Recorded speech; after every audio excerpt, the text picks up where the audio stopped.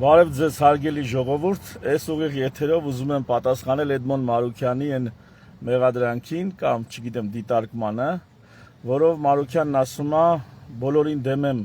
նախաձեռնությունը, որ ասում է մանդատները դնելու եմ, որովհետև մենք մանդատի համար չենք մտնել ընտրապայքարի մեջ, ասում է այդ դեպքում ինչի եք մտել ընտրապայքարի մեջ, եթե մանդատները պիտի վայր դնեք, ու օրինակ է բերում, որ ասում է գնում ես աղջիկ ուզելու, բայց ասում ես մեզի աղջիկը պետք չի։ Իհարկե, yani այդ դեպքում ինչի ես գնում աղջիկ ուզելու։ Պարոն Մարուքյան, ջերմ բարևներս։ Ուրեմն պատկերացրեք գնացել եք ձեր փեսացուի համար աղջիկ ուզելու ու համաձայնվում են, որ ձեզ աղջիկ տալիս են, բայց դիմացը աղջկան չեն տալի, աղջկա եղբորն են տալի։ Ասում են, հա, համաձայնենք, բայց աղջկա եղբոր հետ պետք է պսակվեք, ոչ թե աղջկա։ Այդ դեպքում ինչ եք անում։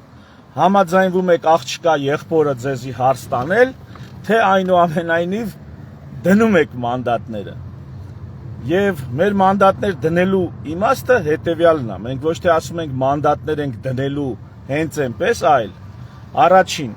եթե մենք ձևավորում ենք կառավարություն, եթե հասնում ենք պարլամենտում այն կարգի համաձայնության, որ մեր թեկնածուն է դառնում վարչապետ եւ մեր կողմից է ձևավորվում կառավարություն, այդ դեպքում 100 օր անց իշխանափոխությունը անելուց 100 օր անց նոր ընտրություններ ավելի ներառական եւ արդար կանոններով։ Եթե դա չի ստացվում, ապա մենք մանդատները դնում եւ դուրս են գալիս, որովհետեւ բոլորին դեմ եմ նախաձեռնությունը այն մարդկանց համար է, ովքեր իրոք բոլորին դեմ են։ Այսինքն մենք չենք ուզում բոլորին դեմ եմ ձայներով գնանք եւ 5 տարի պատգամավոր աշխատենք, այն դեպքում, երբ որ մարդիկ փաստացի բոլորին դեմ էին, ու մենք կոչ ենք անում, որ մարդիկ չնստեն տանը, եթե բոլորին դեմ են, եթե բոլորին դեմ են, եկեք ընտրատեղամաս եւ քվեարկեք բոլորին դեմ եմ կուսակցության օկտին, մենք ձեր բոլորին դեմ եմ ձայները, հաշվեք, թե այնտեղ տենց քվեաթերթիկ կա բոլորին դեմ եմ, այդպես կարող եք հաշվել, մենք ոչ ոքի ձայները չենք մանիպուլացնում, մեր շահերին ծառայեցնում կամ դրանով գնում իշխանություն դառնալու կամ թեկուզ խորհրդարանում ընդդիմություն աշխատելու։ Նպատակը դա է, որպեսզի մարդկանց հետ ազնիվ լինենք։ Այս նախաձեռնությունը առաջի անգամ ասենց բան Հայաստանում արվում, նախկինում չի արվել, այս նախաձեռնությունը հասկանում է, որ նման ձև հանդես գալով պետքա ազնիվ լինել ընտրողների հետ։ Այն ընտրողների հետ, ովքեր բոլորին դեմ են։ Եթե այդ մարդիկ բոլորին դեմ չլինեին, կոնկրետ Մանասյան Հայկին կողմ լինեին, մենք կասեինք բոլորին դեմ են, բացի Մանասյան Հայկից։ Բայց քանի որ ասում ենք բոլորին դեմ եմ եւ վերջ, ապա այդ մարդկանց մանդատները մենք բարոյական իրավունք չունենք պահելու մեր ձեռքում եւ դրանով падգամավոր աշխատելու։ Այսինքն ընդհանուր հայեցակարգը բոլորին դեմին թույլ չի տալի մանդատ պահել։ Իսկ եթե մեզ գնանք աղջիկ ուզելու եւ հենց այդ աղջիկն էլ տան, ապա մենք ասում ենք 100 օր հետո, այսինքն այդ նշանադրությունից 100 օր հետո, այո, մենք կանենք հարսանիք։ Նշանը դնում ենք եւ 100 օր հետո գնում ենք արդեն ավելի արդար եւ ավելի հիմնավոր ընտրությունների իշխանափոխությունից հետո նոր կարգով,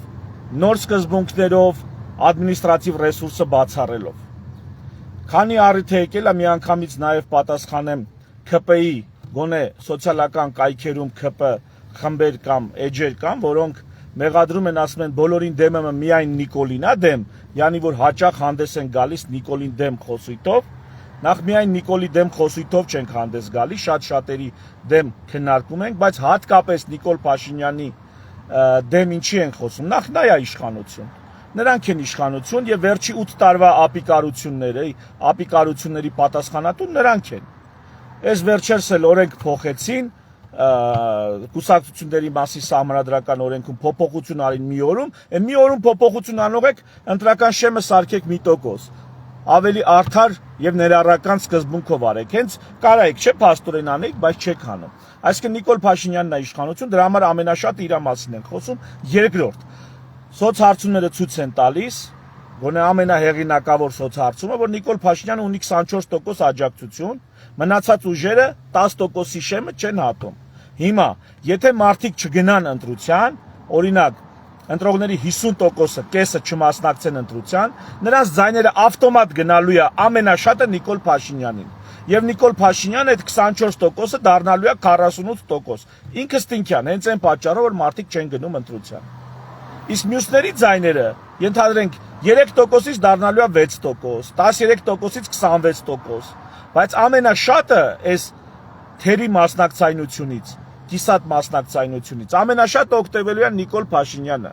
Այդ իսկ պատճառով մենք ասում ենք, եթե չգնացիր ընտրության, դու ամենաշատը ավտոմատ կերպով քո ձայները տալու ես Նիկոլ Փաշինյանին։ Այնուամենայնիվ, ճիշտը ընտրություններին մասնակցելն է եւ ցույց տալ, թե իրականում ինչքան